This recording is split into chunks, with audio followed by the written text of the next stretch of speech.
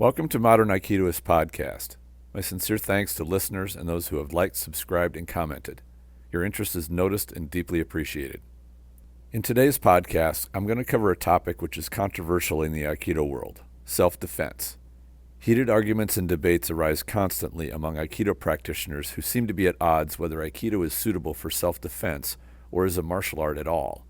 It was one of these debates which sponsored me to start the Facebook group Aikido the Martial Side. The debate itself was one of the sessions in the online Tele-Summit, which was organized by Miles Kessler back in 2017.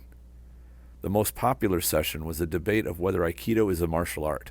The debate included senseis Roy Dean, Lenny Sly, Corky Quakenbush, and Vince Salvatore. I'll leave a link to the debate in the description. It ran almost 2 hours and got quite heated, more so than any other discussion during the Tele-Summit. It seemed this debate struck on the identity crisis of Aikido, right down to the very essence of what Aikido is. The evolution of Aikido has gone so far that many practitioners and instructors believe what they are doing and teaching isn't a martial art and has no application in self-defense. It is fine for people to take up any endeavor they wish and to train however they like. Each choice has consequences. In this case, the general perception is that martial arts are made to teach how to deal with physical violence. There is no amount of enlightenment that can make water not wet. This debate pointed out to me that there were many people who knew Aikido was a martial art, was at one time well known for being very capable for self-defense, and was in fact designed to be exactly that. These people were passionately interested in that aspect of the art, and I'm one of them. It seems like the image of Aikido was being diluted so much that even senior Aikido practitioners lost track of the history and perspective of what Aikido was and had turned it into something else entirely, which was not martial at all. I admit that this perspective doesn't make sense to me, as it flies in the face of what the instructors of the Aikido lineage showed by example. It seemed important for people who were interested in the martial heritage and capability of Aikido to have a place to connect and communicate with each other, so I set up the Facebook group Aikido the Martial Side. I was hoping it would be a refuge for instructors and practitioners to discuss the martial aspects of Aikido without the static of people who kept saying that Aikido wasn't a martial art or that it was useless for self-defense. What happened after that was far greater than I had hoped. People came together and regularly shared meaningful and insightful discussions, and I've learned more about Aikido's history than I did in more than 10 years on the mat. All that said, today's podcast is built on that effort. Aikido is a martial art. There is no question about that. If someone wants to use Aikido motions and movements to exercise, meditate, or find spiritual peace, so be it. Aikido can suit those interests, but it is far more than that. People who use it only for those things are missing a core aspect of the art. I don't blame them. That part is not easy to practice or build skill with. I can understand why some would shy away from it. It's not for everyone. For those of us who are interested in that aspect and are willing to do the work, I want to share the ideas I use to advance my own Aikido so it could be very self-defense capable. It is also important to me as an instructor that I can pass along those lessons to my students in the most effective ways possible. Excuses are indications of weakness and failure, and I noticed Aikido tends to have hundreds of excuses and explanations why it is not suitable for self-defense.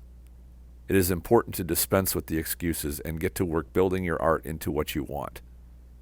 As I moved forward on making my Aikido more self-defense capable, I noticed two things. First, Aikido was quite limited in what it did. I found this as I cross-trained and noticed that there were great techniques which worked very well, but Aikido didn't use. Second, I realized that Aikido is really not about particular techniques. This is pointed out in O-sensei's statement. The techniques of Aikido change constantly. Every encounter is unique, and the appropriate response should emerge naturally. Today's techniques will be different tomorrow. Do not get caught up with the form and appearance of a challenge. Aikido has no form. It is the study of the spirit. I noticed that many Aikidoka would bog themselves down in arguments about what is and what is not Aikido. Speaking of arguments, one of the most notable touchy subjects is that of atemi. The idea of striking someone in any way seemed disgusting to many Aikidoka. Yet you ask any martial artist on the planet, and they don't give the idea of either striking or dealing with strikes a second thought. Strikes are the nature of the landscape.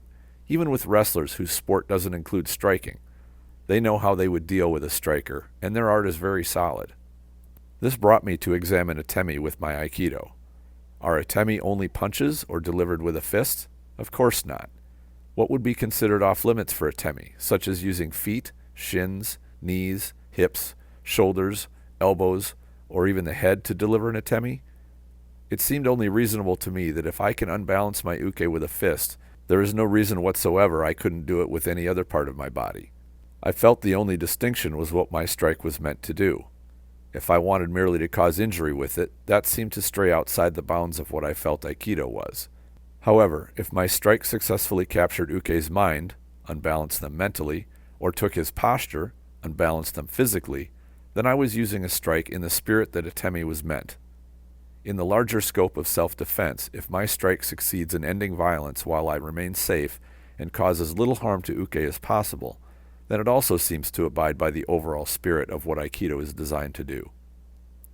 Of course, Aikido has very little for atemi with feet and legs, so I had to learn from arts which specialized in these things. Every art has what I call bread and butter techniques, which are their most simple, direct, and effective techniques for taking care of business with very little fuss. You don't need to immerse yourself in an entire art to get benefit from studying it. I found that practitioners of every art who study it for years often immerse themselves so deeply in the complex stuff that they often forget about their bread and butter techniques. They can still perform them, but they spend more time on complicated techniques to keep themselves entertained and engaged. It was the simple and direct stuff that I found the most beneficial. As I was looking at my Aikido with an eye on what I wanted to be able to do, something occurred to me. I never wanted to be surprised or taken out of my element. This was a lesson that I had learned in my full contact competition days. You fight someone who is doing something you've never seen before, and you can be surprised. In that moment of hesitation, he can beat you because you just weren't aware how to spot what he was doing or deal with it effectively. The only solution to this is to familiarize yourself with how other fighters fight. In the case of Aikido, I wanted to learn how to spot and deal with someone who had some boxing experience, or wrestling, or kicking, or whatever. My Aikido needed solid answers to these attacks, especially their bread and butter, which is what they will likely pull out first. I needed to learn their language, so to speak. Given that I don't have every waking hour to train in everything, the approach which made the most sense to me was to learn their most common and useful attacks and how they worked. I studied their weaknesses and how to respond effectively to them. In many cases, their art contains the best counters to their own attacks. A splendid example of this is the leg takedown in wrestling. Wrestlers know how to deal with this very well, so I shamelessly stole their techniques and integrated them into my Aikido. As I did this, I found I had to be careful not to take on the sport approach.